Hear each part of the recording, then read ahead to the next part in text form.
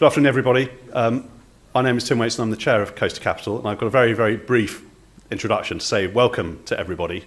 Thank you very, very much for coming. I hope you're going to enjoy what looks to be an excellent afternoon. But my main aim is to introduce Julie Capsalis, who's going to open the day. Julie's just been appointed Vice Chair, and we're just delighted that you've taken it up, Julie, and looking forward to working with you. But I'm now going to hand over to you. So thank you very much.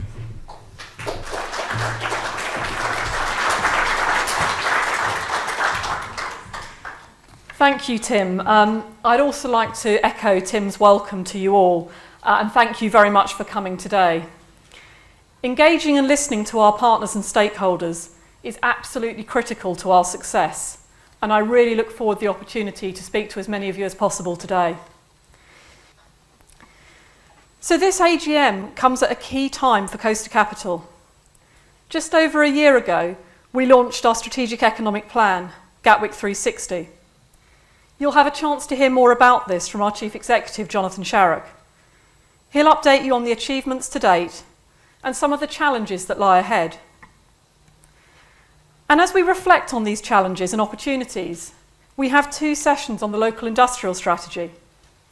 The first will look at research findings and the evidence base, and the second will be a chance to discuss what our local industrial strategy should look like in an interactive session led by Claire Mason.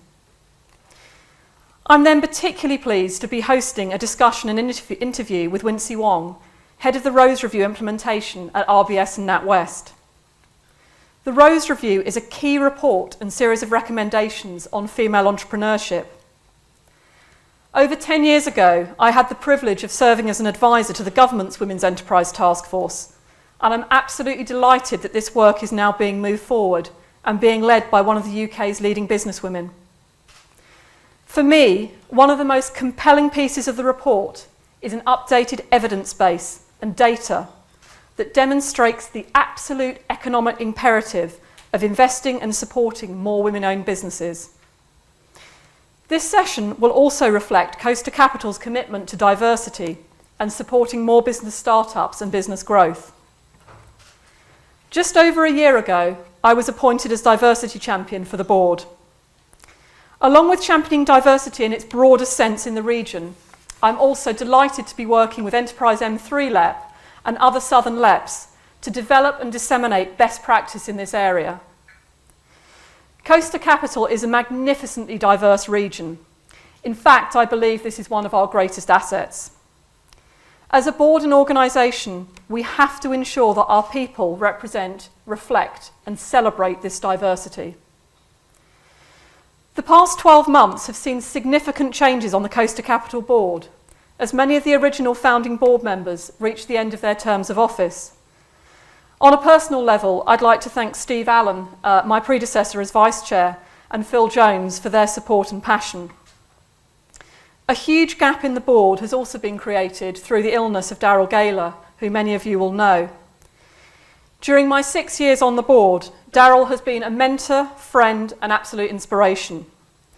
As he continues his recovery from his stroke, I know that you will join me in passing on our very best wishes to him, and I look forward to visiting him to update him on today's events.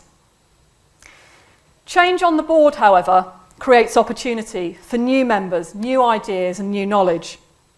Many of our board members are here today, so please do take the chance to speak to them and give us your views. We have a very strong and committed board with an outstanding range of skills and expertise. And this diversity is key to helping us develop and deliver a local industrial strategy that truly represents the strengths of our region. Lastly, I feel very strongly that our approach to diversity is not just about gender, age or ethnicity, but about championing inclusion, social mobility, and addressing disparities in our region. It's about recognising the vast range of areas where the LEP works and plays a role.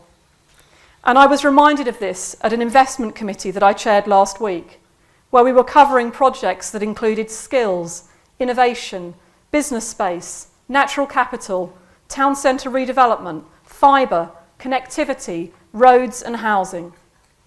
In reviewing these projects and the transformational impacts that they could have, it reminded me of the challenges and opportunities that we face and how we must work together to truly achieve our vision to be the best place in the UK to live, grow and succeed.